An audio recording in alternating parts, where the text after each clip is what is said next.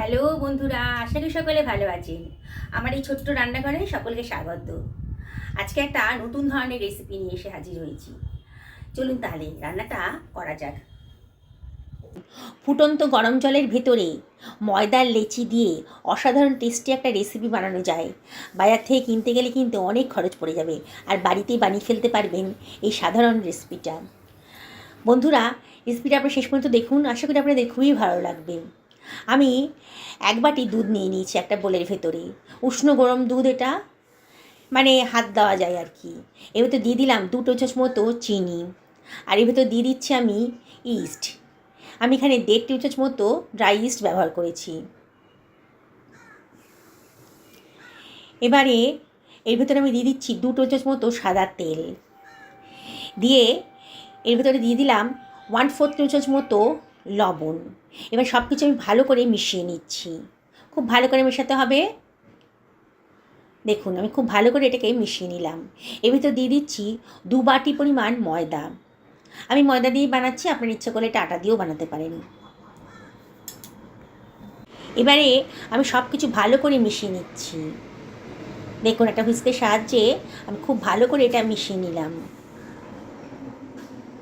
আমি আর এক্সট্রা জল টল কিছু দিইনি, এইভাবে খুব ভালো করে এটাকে মাখিয়ে নিচ্ছি।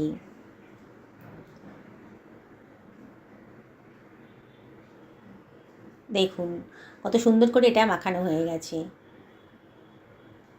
এবার হাত দিয়ে মাখাতে হবে, তাই না? এবার এটাকে আমি হাত দিয়েই মেখে নিচ্ছি।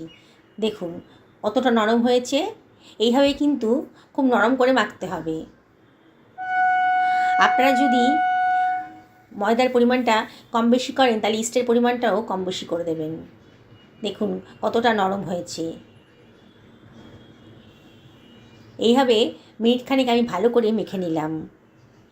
নিয়ে এটাকে আমি ঢাকা দিয়ে রাখবো মিনিমাম আধ ঘন্টা থেকে 45 মিনিটের জন্যে। দেখুন 45 মিনিট বাদে কতটা নরম হয়ে গেছে। দেখুন কতটা ফুলে গেছে, ইস্ট দেওয়া আছে তো কতটা ফুলে গেছে দেখুন। আবার একটু হাত দিয়ে মাখিয়ে নিচ্ছি। এবারে আমি এর ভেতর দিয়ে দেবো 1.5 টেবিল চামচ মতো সাদা তেল। এবার তেলটা দিয়ে খুব ভালো করে মাখিয়ে নিচ্ছি। যত ভালো করে মাখাবেন ততই নরম তুলতুলে রেসিপিটা তৈরি হবে। আবারও হাত দিয়ে ভালো করে একটু ঠেসে ঠেসে মেখে নিচ্ছি।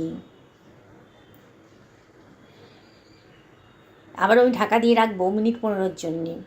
আমি একটা পেঁয়াজ নিয়ে নিয়েছি, পেঁয়াজের খোসাটা আমি ছাড়িয়ে নিচ্ছি।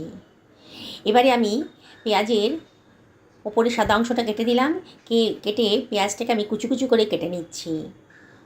বন্ধুরা, অল্প খরচের ভেতরে দারুণ রেসিপি একটা তৈরি হতে চলেছে। আমার পেঁয়াজটা কুচি করে কাটা হয়ে গেছে। আমি এবার টমেটোটাকেও কুচি কুচি করে কেটে নিচ্ছি। টমেটোটাকেও আগে থেকে বেশ পরিষ্কার করে ধুয়ে রেখেছিলাম, কাটা হয়ে গেছে।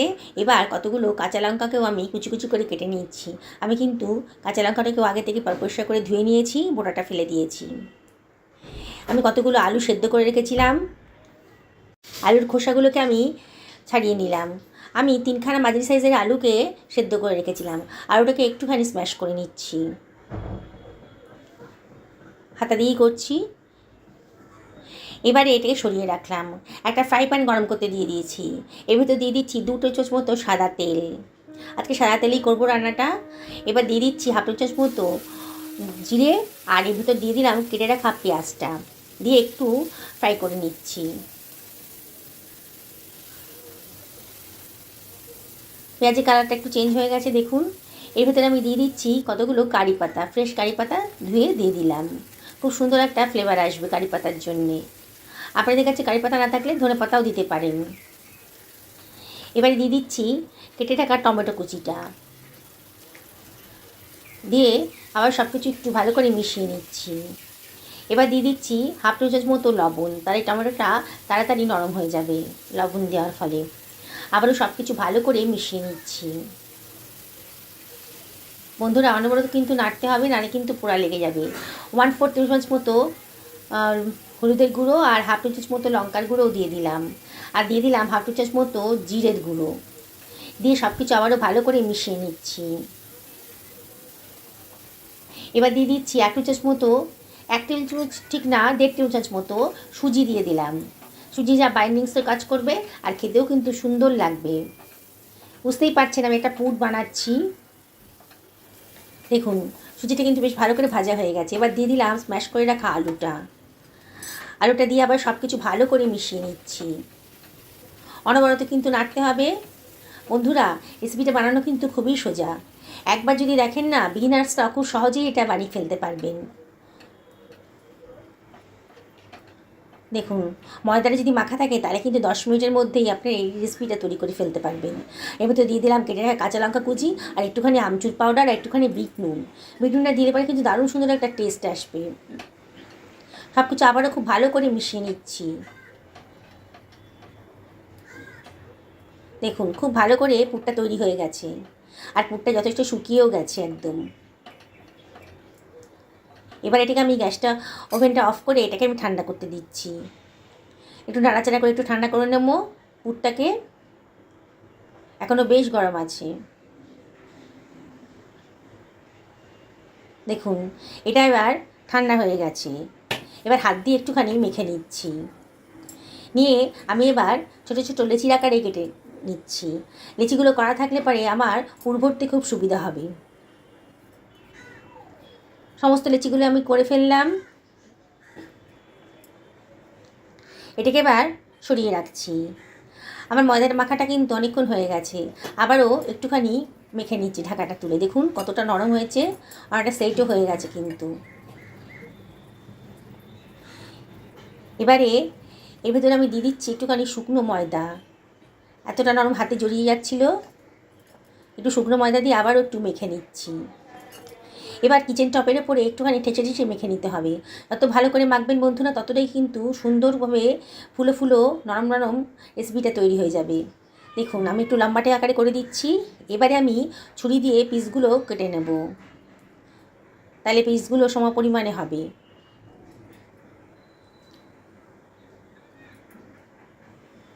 দেখুন আমি যে পরিমাণ ময়দা নিয়েছিলাম, মানে 2 বাটি ময়দা নিয়েছিলাম, তাতে আমার 7খানা লেচি তৈরি হয়েছে। লেচিগুলো খুব বেশি বড়ও করিনি, খুব বেশি ছোটও করিনি। দেখুন খুব নরম তুলতুলে লেচিগুলো তৈরি হয়ে গেছে। এইবারে আমি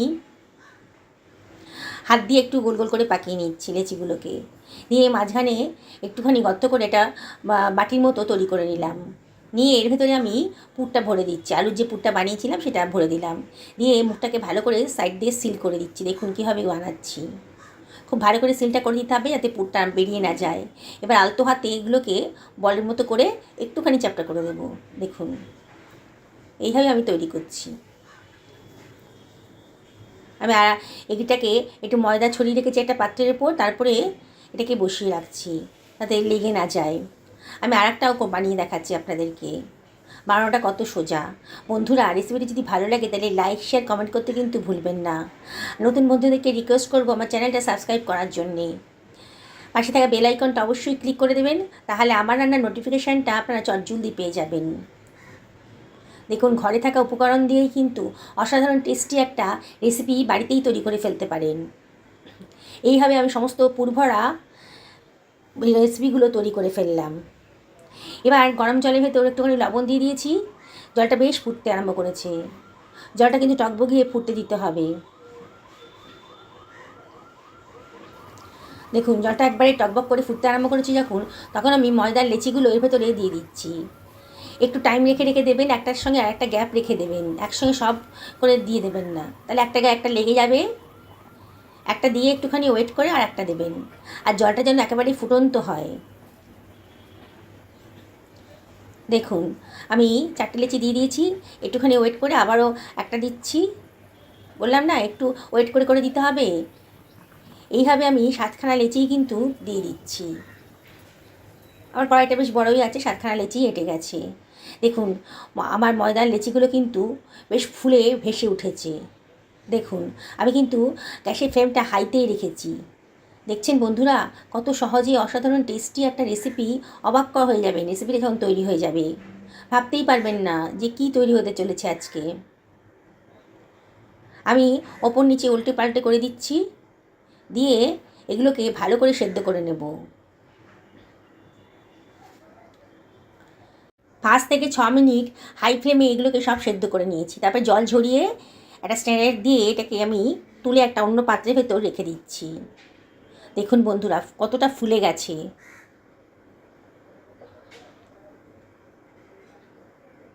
এবারে এটাকে আমি একটু ঠান্ডা করে নেব। দেখুন একটু ঠান্ডা করে নিচ্ছি। এবার এগুলোকে ফ্রাই প্যানে আমি এখানে 2 চামচ মতো সাদা তেল গরম করতে দিয়ে দিয়েছি। ফ্রাই প্যানটা গরম হয়ে যাওয়ার পর তেলটা দেবেন, দিয়ে তেলটাও বেশ গরম হয়ে গেছে। এইবারে আমি নাস্তাগুলোকে এর উপর ছেড়ে দিচ্ছি গরম তেলের ভেতরে। আমার ফ্রাই প্যানটা যেরকম সাইজের তাতে 5টার বেশি কিন্তু আটবে না। আমি 5টাই দিয়ে দিলাম, দিয়ে এগুলোকে একটু ফ্রাই করে নেব। আমি এবার ওপর থেকে একটুখানি অয়েল ব্রাশ করে দিচ্ছি।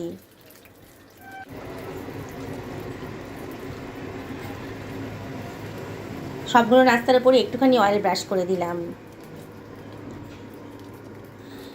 এবারে ওপর থেকে একটু ছড়িয়ে দিচ্ছি গোলমরিচের গুঁড়ো।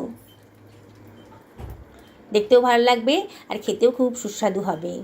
আর ওপর থেকে দিয়ে দিলাম একটু সাদা তিল, দেখতেও ভালো লাগবে। এবার আমি এটাকে উল্টে পাল্টে ভেজে নেব।